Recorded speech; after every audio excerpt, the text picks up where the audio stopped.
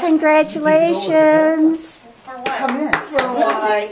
You submitted an article to the Wisconsin, Ministry of Today. Okay. How much you Publication love on- all of us. the Employee Pride Program. And you were chosen as the Ministry Home Care winner. For everybody, out of everybody. The Ministry Home Care. Linda, don't hide back there. Come in here. No. You come and join us. So congratulations. Thank you. I'm so embarrassed. Absolutely. We're very proud That's what of we were you. hoping for. And we would like you to read the article that you wrote. 3 years have gone by since a very dear man, my father-in-law, died. That day was a very emotional day for all of us as we sat by his bedside. I will never forget the events of that day and how it affected my life. I won't go into great detail, but there were things that transpired that beautiful day in March that brought me to the job I now love. My father-in-law, Ralph, has been in the hospital for many days. The last day the doctors had given him and his wife the option of being on a respirator for the remainder of his life or letting go. He had been quite ill for 15 years prior to this with various health issues. They decided it was time to stop his pain and let God choose his path. During his final hours, he related things in his life that most of us, including his 3 children, had never heard. He talked of friends past and present, and of the things he had done throughout his life. He truly seemed at peace. As the time got closer, he started looking for his train ticket, in quotes.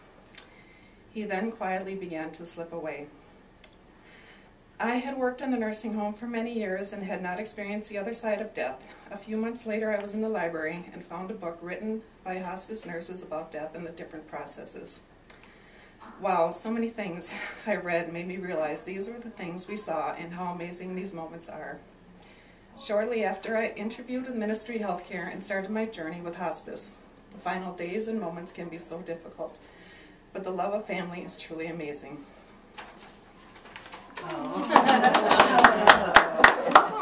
Then read the article. Because that was the whole, I remember that moment. I remember all the trials and tribulations we went through that day, and we didn't know what was going to happen.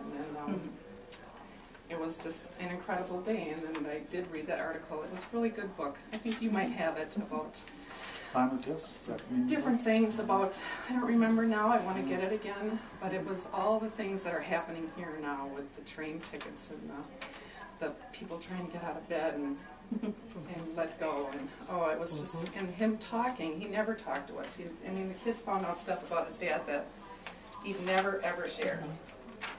And then another thing that I didn't write was he wanted to go on Friday because all of his friends and his brother died on Friday, and it was like, I knew I was going to die on a Friday, and I'm going to die on a Friday, and he was so with it and knew exactly what was going on, and 11:45, we're all looking at each other going, he better go pretty soon. And he did.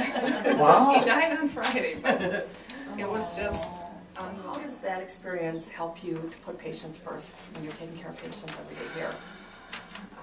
It's to see the families and to see, you know, it's easier to relate to the families and the patients when you've been through it, and you know, it's an experience I've never had before. You always